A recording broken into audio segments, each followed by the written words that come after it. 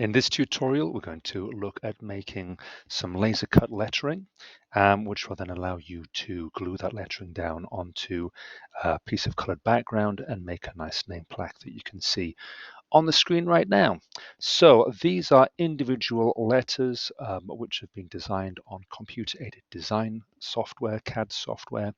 And the special feature about that CAD software is that it can be used to then control a laser cutter. So once you've designed the letters or created the letters on the CAD software, we then send the CAD file to the laser cutter. It cuts these letters out of 3mm thick modeling card. We then use PVA glue or wood glue to stick them down onto these colorful sheets of paper. And if you would like, you can also, of course, color them in with pencil crayons or felt markers. Okay, so that's our objective. The purpose of this exercise is just to get people, it's an introduction to working with a CAD software called Techsoft Design version 3, and with a particular focus on working with the grid settings. Okay, so first of all, let's have a look at the software we're going to be working with. I'm going to click on the Windows key on my keyboard, and I'm going to type in Tech. And as a result, you should get Techsoft Design V3. If not at the top, then it will be somewhere in this list. So let's click on version 3 there, and we have our CAD software. Now, by default, the CAD software here has a black dotted grid. CAD software is used in design and engineering to make precisely engineered parts. And because it can be used to control computer-aided manufacturing machines, CAM machines like laser cutters, we can really create things with absolutely precise, perfect dimensions to a fraction of a millimeter. Hence, this grid is so important. But the problem with this grid at the moment is that it's not very easy to see. And if I use my wheel mouse here and I zoom in, very quickly, these black dots, for me anyway, just disappear into the screen. And I can no longer really see the framework of the grid that I'm working to. So the first thing I'm going to do here is I'm going to right click on either step lock or grid lock. I'm going to right click on grid lock, and I'm going to change the lines, the grid from dots to lines. I'm going to make the color this pale blue because I find that is a very nice kind of subtle background color. And additionally, I'm going to change the grid spacing here to 5mm. Now, I don't need to type in 5.00 mm. I can just replace the whole thing there with 5. And what that will give us is this nice pale blue grid with a 5mm spacing. And if I zoom in here, you can see that at any resolution or any zoom feature, I still get a clear grid to work to. I like 5mm because I find that when I'm designing products that you are to hold in your hand, and I find that 10mm or 1cm grid is a little bit too coarse. I like a little bit more granularity, a little bit more detail, and 5mm gives me that level of detail. I'm working with millimeters at the moment. I can see down here in the bottom left corner where it says ABS. This is the absolute grid reference. And if I mouse over the bottom left corner, then that should go to 00.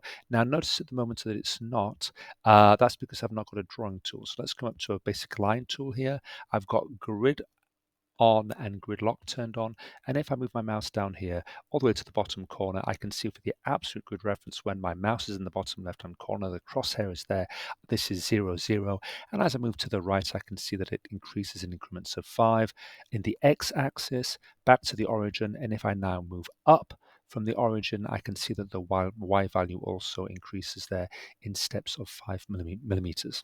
Now, I'm going to work in millimeters for this drawing. If you would like to change your setup so that you're working in centimeters, if I go to drawing, drawing and units, in the dialog box that appears when I click on units, I can change the units here to centimeters. However, I am not.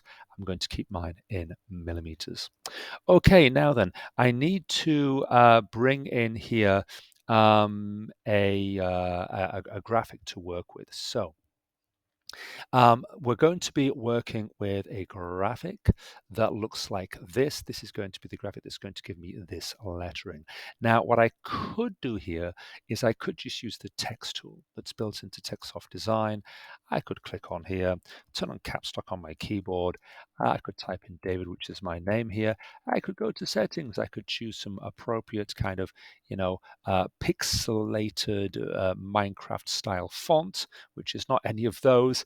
I could specify a height and I could just enter that text in. And that text has gone very strong. Look at that, how odd. It was very strange with the screen refresh, but then when I zoom in, actually, it's absolutely fine. But I don't want to do that because I'm wanting to develop my knowledge and understanding of the grid. So I'm going to either select and press delete on the keyboard, or I'm going to go to the undo button there on the right-hand toolbar. Okay then, so let's come back then to the grid here. And what I need to do is bring this onto my CAD file. Now to do this, what I'm going to do first of all is download this. And when I download this, okay, it's going to go to my downloads folder. Now what I can do here, I'm in Chrome here, I can see it's downloaded. If I go to the little chevron here and go show in folder, that's going to show that in my downloads I've now got this file called Pixel Font 02. Of course, another way I could browse this is I could press Windows key and E for explore. I could now go to the downloads folder, and again there you see we've got Pixel Font 02. That is the file that I've just downloaded there. Let's now come back to Techsoft Design. I'm just going to use the wheel mouse to zoom out a little bit here. I've got grid and gridlock turned on. I'm going to come up to bitmaps here, and I want to import this bitmap that I've just downloaded from the web. So let's come to import bitmap here. I'm going to go to libraries. Is it in there? No, look, I haven't got downloads there. So let's go to this PC. There's downloads. Let's double click to open. Let's select Pixel Font 02 and let's open that. Okay, now then, I'm just going to pause at this point. First, I just forgot to mention something earlier on, and that is that this graphic that we're working with here, I will make sure that you have access to this probably through my lesson plan through Google Classroom, okay? Now, I'm just going to bring this back up again because there's some information I want to just share with you here. I can see here that this drawing here has got a specific grid size, or should I say a number of squares. It's 46 squares across in the x-axis and 40 squares up in the y-axis. And what I'm wanting to do is make it so that this gray grid aligns perfectly with the pale blue grid that I can see here in Techsoft Design. Now I'm going to do it wrong to begin with.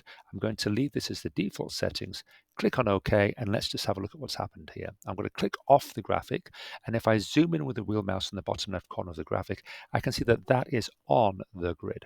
Okay, so far so good. That's because I had gridlock turned on. However, is the gray grid matching the pale blue grid? Well, as you can see here, no, it's not. Okay. As I work my way along the gray grid, these gray lines are not matching with the pale blue lines. So that is no good. I'm going to delete that by selecting it and pressing the delete key. Remember, I could also undo it as well, but in this case, I'll delete it with the delete key. Let's go back to the graphic and let's just think this through a little bit more. I'm going to go to the calculator here. I'm going to look at the y-axis first. The y-axis is a total of 40 squares, and I want to know what dimension I should import this in at. When I come to bitmaps, import, and I select this, I want to know what height I need to specify it to. In fact, I want to specify width and a height. So I'm going to turn off fixed aspect ratio, and now I have the width and the height available. What should this height be in order for the pale blue squares? Can I minimize that? No, I can't. In order for these pale gray squares to match the pale blue squares in Techsoft Design. Well, let's have a see here. I have got 40 squares and each square is 5 millimeters. So if each square is 5 millimeters and I've got 40 of them, I'm going to multiply 5 by 40, and that's going to give me 200. That's 200 millimeters in height that this needs to be.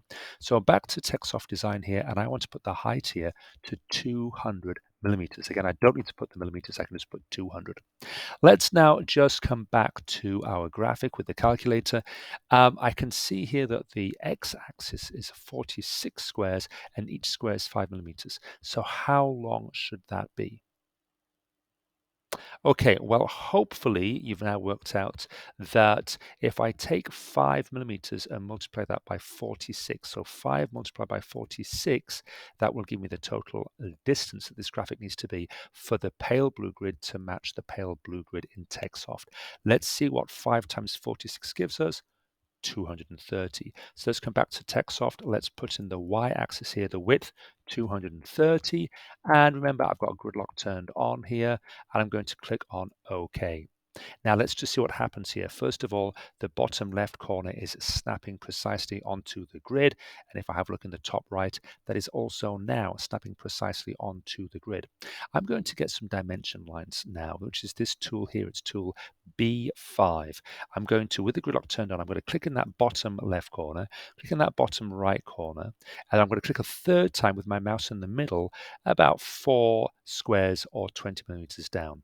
And I can see here that that is also in agreement that I have got here a width of 230 millimeters.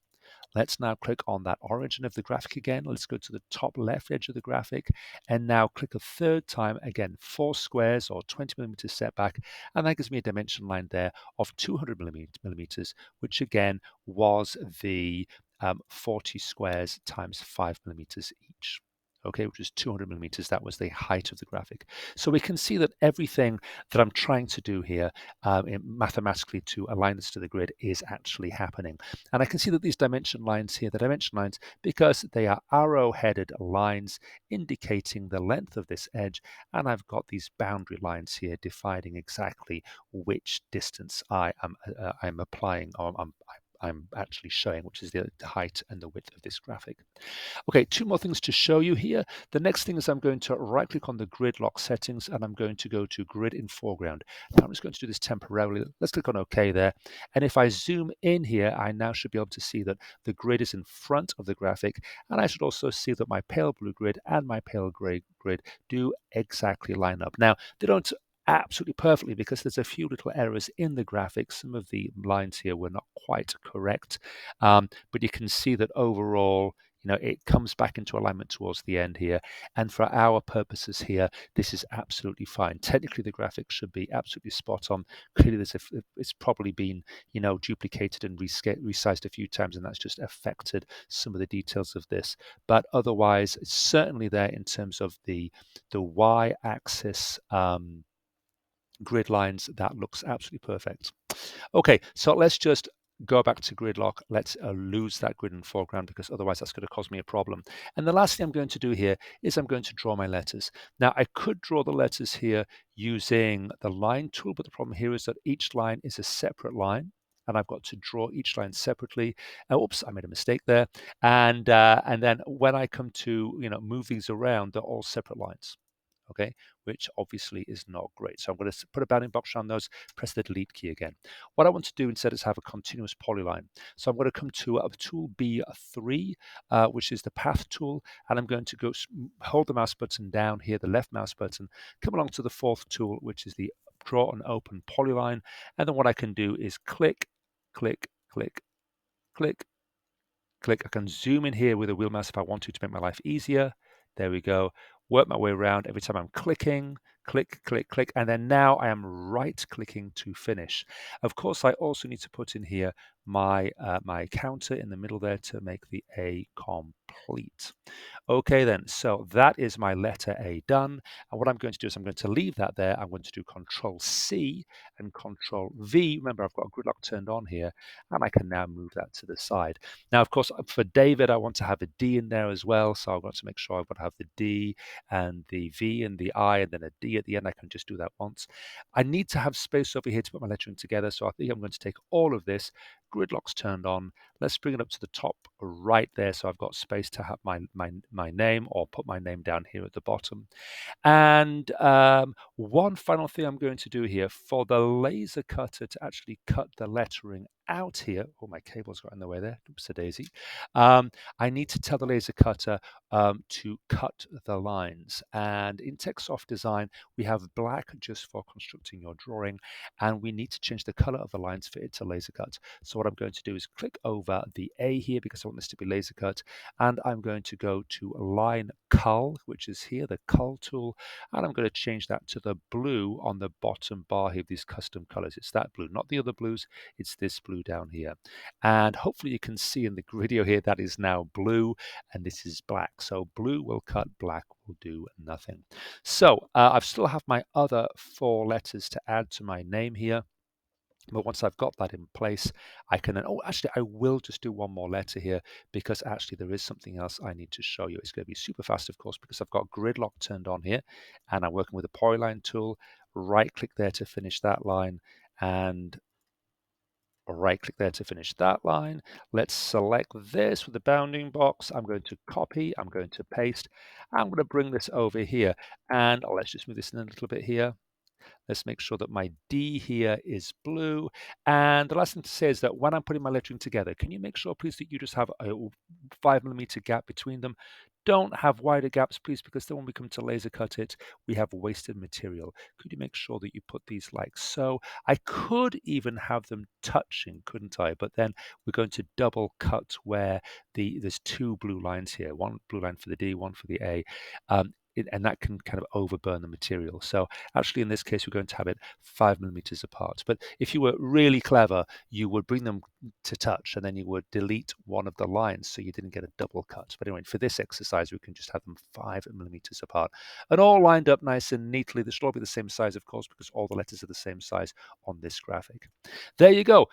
When you're done, save it with a suitable file name to your personal home drive, and then we'll go ahead and laser cut these, and then we'll stick them down, and you will be able to create your beautiful plaques. Okay, there you go. I hope that was useful. Enjoy the process, and I look forward to seeing what you can create.